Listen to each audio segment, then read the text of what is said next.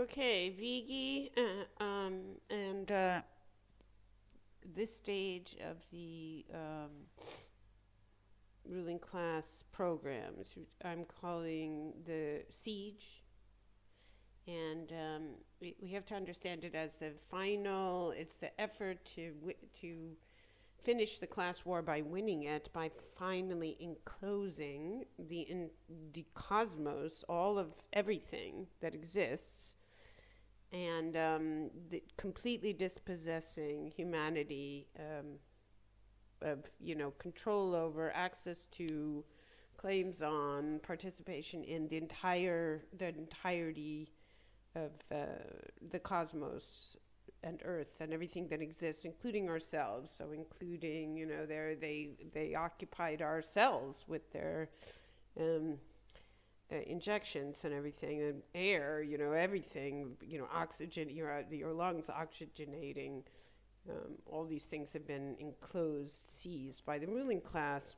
Sometimes, officially, tyrannically by the state, but a lot of it proceeded, directly with the direct private tyrannies of property and ruling class actions. Okay, so Vighi, first, everyone should read T. Moore's article in a thing called Magma Magazine, and that's on the web, magma dash magazine, like zin.su. Um, the article is, does Fabio Vighi bring anything to the table? And I've also substacked about this in a kind of fragmented way as I do my blogs and substacks, because I just get so anxious these days trying to write long form things. I have an idea, I want to put it out there. And so little by little, my arguments build, but that is the Red Kahina Substack. And so I dealt with Vighi also a lot on Twitter. You could search as I'm shadow banned and search banned or whatever, so it's easier to go to the Substack and you can find a lot of the links to the Twitter comments and long threads and stuff. But you're not going to need it because I'm going to explain it all now. So Vighi, he's been invited to speak to the so-called the group that used to call themselves lefty lockdown skeptics, who now call themselves the real left, and they had a conference today, Saturday, in London, where they invited him and no one else. They didn't invite anyone with any knowledge at all of finance and banking, or of anything. He knows nothing about anything. He's the okay. Anyway, I think a lot of people, though, to not sound like I'm trying to slam everyone. And I'm not trying to slam everyone. I see exactly what he's doing. He's a con man like Zizek. So a lot of people have read his stuff, and not his initial article that was right out of the box, was taking up the exact same propaganda, fake left analysis of the COVID mania, or the plague program, as Zizek himself, his sponsor, which was a type of Orientalist, boys' own adventure, phantasmagoria from, like the opening of Planet of the Apes or whatever, where they speak very vaguely and use like all kinds of psychoanalytic jargon as a kind of shuttle to move between their literal statements and sort of a fantasy storytelling, where they say, a death plague, a deadly substance, a thing, this virus, this flying death, they treat it as something like in a science fiction, that it's the literal revenge of nature and a metaphor for the revenge of nature that capitalism has somehow unleashed. And then there's gestures to something sort of materialistic, pseudo-materialistic, pseudo-concrete, pseudo-scientific that the over exploitation. They went into the dark jungle and some hubristic thing they thought they could do, or some carelessness, or throwing garbage around, or leaving a cigarette butt burning. They unleashed something new and deadly that, in nature, etc. This kind of, so it's, a familiar fantasy. I think we've all, you know what I'm talking about. We've all seen movies like that and read books like that. That is about, this fundamental idea that, the rational, the over-rational and science-oriented imperial, if it's leftoid, it's an imperial project, has, gotten too big for its britches, and in its quest to dominate nature, it has provoked a terrible, a terrible response, and is sort of blowback, like same narrative as the blowback, which Greystone likes so much about, terrorism, except this time it's nature. It's nature that's the terrorist. And the virus was treated in the so-called virus, the imagined plague, was treated as a terrorist. It was fit right into the war on terror narratives, in the sense that there was no politics that was valid in the face of it. It was simply it was the negation of everything, of God, of man, of the world, and it had to be fought at any cost, because we can't let that motherfucker get away with killing even one person. So the idea was that that it was a false version. It was a fantasy of the kind of real commitments and real struggles that humanity has had to face, and throughout, since class began, that the liberation of humanity is an objective that would justify a great deal of sacrifice, because it's forever, right? It's almost like gaining heaven back, right? Or that's the way it's distorted in theology. There's something really to be gained, and then the flip side of that is there's a devil that simply we simply cannot be allowed to exist, and it doesn't matter how much is sacrificed to the vengeance, or even to sending a message to this Voldemort. It comes out of the versions that we're getting at. What once was Satan, who had a certain grandeur, and now it's Voldemort, or things from Harry Potter and these commercialized narratives and pseudo-narratives and narratines, etc. So Vighi's first intervention was that story that Zizek gave, and the implication they were trying to put across, to put in the mind of the reader a solution that they hint at and they construct before your eyes, but only obliquely, that they don't come out and say, well, this is what we need to do. That was supposed to incite in the readers a desire for fascism, for something that would, the moral reform of the ruling class, where it would become virile again, but also moral, that it would be, a nobility would be reinfused in the ruling class by its moral reform. And it would, have to, because now the chaos that it's created, like, its job is to put the chaos back in the bottle.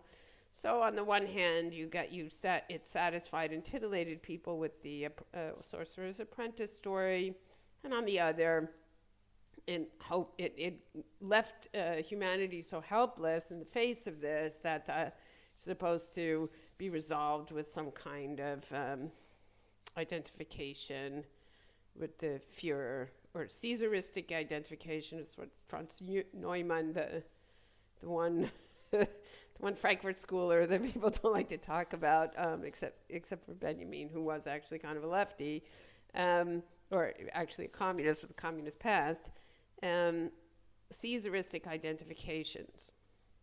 He called them, sort of fascist formations. And of course, like all the Frankfurt School, he exaggerated the participation of the working class in these movements, which was almost zero. They were just mostly the enemy under attack.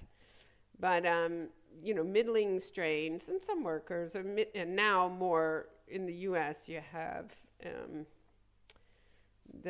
these right-wing projects attaching in a loose way, in an almost purely psychological way, but attaching more of the working class, obviously, for obvious reasons. So anyway, it tells you it entertains you in these two ways, this kind of pseudo-critique, pseudo-response, pseudo-analysis offered by, as left, as being anti-capitalist or whatever. It entertains you in these two ways, and you could personalize it because because they're both sort of implied more than anything else, and then you're not instructed what the point of the story is. You're not required to accept a slogan, only the storytelling elements. The Sorcerer's Apprentice and the fascist answer, and then it moves you into this longing that is designed by what you have now envisioned the problem as. So once that's the way these things work. They get you to picture your solutions by presenting you with an imaginary fantasy version of the actual problem. So that's the point. So then that was the thing is that it failed miserably, this version of the sort of wet social democrats who became who were interpolated into the COVID hysteria didn't like it, and then the dissidents just didn't buy it at all, were appalled by it. It sounded stupid. It didn't satisfy their longings to understand what had happened. It was false. It was full of really crank revived Orientalist structures of storytelling. It needed them. Couldn't function without this idea of the explorer going into the jungle and releasing some poison from somewhere. It also, they didn't know how to bring China into the story, where it had started the whole lockdown story and all this stuff. So it failed. Zizek, however, couldn't be moved off this structure, off this platform, this story that he had built for himself, because he was too famous. So, he famously delivered this. And then he had his Flying Monkeys delivering it at the same time. And one of them, this Fabio Vighi, was completely unknown. So when they saw that, when his little gang, whoever, Zizek himself and whoever is, who his team are, when they saw how the first thing failed so bad, they went to social media to see what we were doing, what the real analysis is that was successful in the sense of making sense of it to people.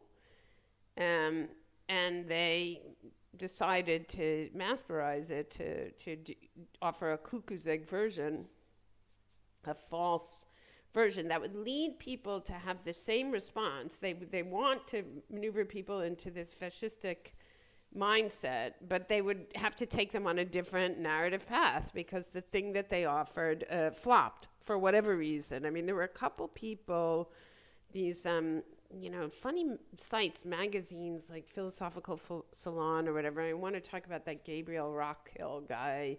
It's an interesting fake, but there were a couple groups that were attracted to. I think they were all fake. Actually, I didn't think it had any success with an actual real person with no preconceived ideas, and no not being paid and not being wrangled, who just confronted these explanations, these long stories that they were telling of the Sorcerer's Apprentice, that they used both.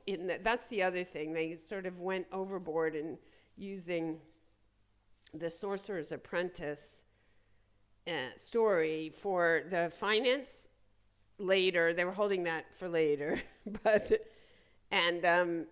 they'd used it before, but it was going to come back, and using it now for a biological story, for a biological content, and a concrete explanation of biological events. And that was just a little awkward that they decided to roll out the same formula for these things that, right next to each other in a way that it began to be obvious that they were relying on a formula, a sort of little everything looks like a nail because that was their hammer. So anyway, it failed.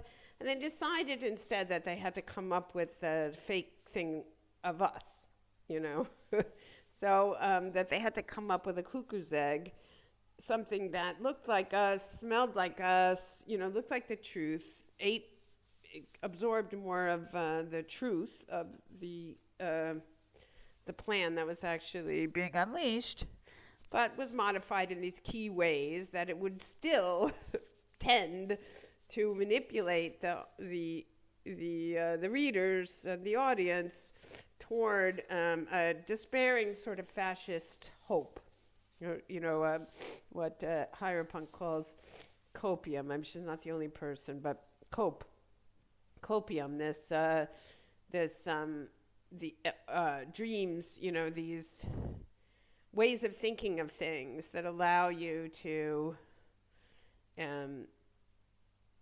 remain passive without self-loathing and despair.